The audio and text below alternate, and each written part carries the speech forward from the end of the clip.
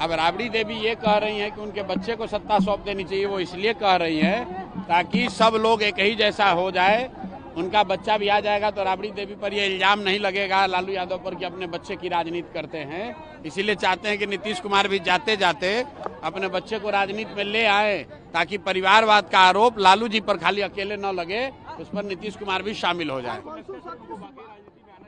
भैया वो कोई राजनीति में अभी नहीं है। राजनीति में मेरी जहां तक समझ है वो राजनीति में नहीं आएंगे। अगर आएंगे उस समय टीका टिप्पणी की जाएगी। उपेंद्र कुशवाहा ने भी यही बात दोहराई थी, कहा था कि सत्ता और पार्टी दोनों एक साथ नहीं चला सकते हैं। नीतीश कुमार उस अवस्था में नहीं। अरे भाई, तो उपेंद्र कुशवाहा को नीतीश कुमार का लीडरशिप में अगर भरोसा नहीं है तो क्यों एनडीए में है? एनडीए छोड़ दें। दोनों बात कैसे होगा? एनडीए में नीतीश कुमार के मदद से संसद में भी रहिएगा। बहुत सारा नेता नहीं बोल सकते। अरे भाई, वो बोल सकते हैं ना, तो वो बोल के अपना राज्यसभा का पद छोड़ दें और छोड़कर नीतीश कुमार से अलग हो जाएं।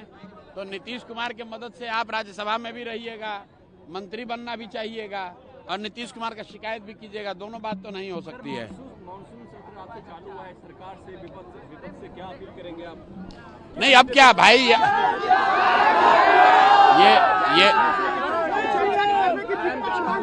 ये अंतिम सत्र है और नीतीश कुमार के लंबे राजनीतिक कैरियर का ये अंतिम सत्र है, जबकि वो सत्र में मुख्यमंत्री के तौर पर, विधानसभा के नेता के तौर पर वहां जाएंगे, क्योंकि इसके बाद नीतीश कुमार की राजनीतिक पारी का खात्मा हो जाएगा। इसके बाद विधानसभा के नेता के तौर पर नीतीश कुमार को आगे काम करने का अवसर जनता नहीं देने वाली है। क्या विधानसभा घेरेंगे? क्या विधानसभा घेरेंगे? अरे मेरे भाई, 20 वर्ष से नीतीश कुमार मुख्यमंत्री हैं और हर हफ्ते कैबिनेट की बैठक होती है। 20 वर्ष में जो काम नहीं किया, अब 20 हफ्ता बचा हुआ है। अब जनता को लॉलीपॉप देने से कोई फायदा नहीं है। जनता ये देख रही है कि बिहार में बच्चों के लिए शिक्षा नहीं है, रोजगार नहीं है। बिजली बिल जो बात हो रही है, नीतीश कुमार का नाम है यहाँ पलटू राम, तब बिजली बिल पर भी अब बन गए पलटू राम। खुद सदन में खड़ा होकर नीतीश कुमार ने एक बार नहीं कई बार कहा कि मुफ्त में बिजली देना बहुत गलत बात है। खैर, अगर मान लो बिजली अगर उन्होंने 125 यूनिट फ्री करने की बात कही है, तो लोगों की शिकायत यह है कि भैया बिजली 100 रुपये का बिल आ रहा है 500, और उसमें 100 यूनिट फ्री कर दोगे तो फायदा क्या हुआ? लोग ये चाहते हैं कि उनका स्मार्ट मीटर जो प्रीपेड है वो प्रीपेड नहीं होकर पोस्टपेड होना चाहिए। लोग ये चाहते हैं कि बिजली का गलत बिल नहीं आना चाहिए। 100 यूनिट आए, फ्री मिले या उसका पैसा लगे, लेकिन आप 100 यूनिट फ्री में दीजिएगा और 100 यूनिट के बाद 2 रुपए की जगह 4 रुपया लीजिएगा। ये बात जनता समझ रही है, जनता बेवकूफ नहीं है। पार्टी का निर्णय है, पार्टी घेराव करेगी, पार्टी वाले घोषणा करेंगे। भाई ऐसा है कि नीतीश कुमार की शारीरिक मानसिक हालत बात कोई नई बात नहीं है।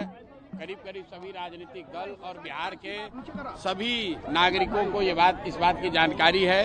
अब राबड़ी देवी ये कह रही हैं कि उनके बच्चे को सत्ता सौंप देनी चाहिए। वो इसलिए कह रही हैं ताकि सब लोग एक ही जैसा हो जाए, उनका बच्चा भी आ जाएगा तो राबड़ी देवी पर ये इल्जाम नहीं लगेगा लालू यादव पर कि अपने बच्चे की राजनीति करते हैं। इसीलिए चाहते हैं कि नीतीश कुमार भी जाते जाते अपने बच्चे को राजनीति में ले आए, ताकि परिवारवाद का आरोप लालू जी पर खाली अकेले न लगे, उस पर नीतीश कुमार भी शामिल हो जाए। भैया वो कोई राजनीति में अभी नहीं है। राजनीति में मेरी जहां तक समझ है वो राजनीति में नहीं आएंगे। अगर आएंगे उस समय टीका टिप्पणी की जाएगी। उपेंद्र कुशवाहा ने भी यही बात दोहराई थी, कहा था कि सत्ता और पार्टी दोनों एक साथ नहीं चला सकते हैं। नीतीश कुमार उस अवस्था में नहीं। अरे भाई, तो उपेंद्र कुशवाहा को नीतीश कुमार का लीडरशिप में अगर भरोसा नहीं है तो क्यों एनडीए में है? एनडीए छोड़ दें। दोनों बात कैसे होगा? एनडीए में नीतीश कुमार के मदद से संसद में भी रहिएगा। बहुत सारा नेता नहीं बोल सकते। अरे भाई, वो बोल सकते हैं ना, तो वो बोल के अपना राज्यसभा का पद छोड़ दें और छोड़कर नीतीश कुमार से अलग हो जाएं। तो नीतीश कुमार के मदद से आप राज्यसभा में भी रहिएगा, मंत्री बनना भी चाहिएगा और नीतीश कुमार का शिकायत भी कीजिएगा। दोनों बात तो नहीं हो सकती है।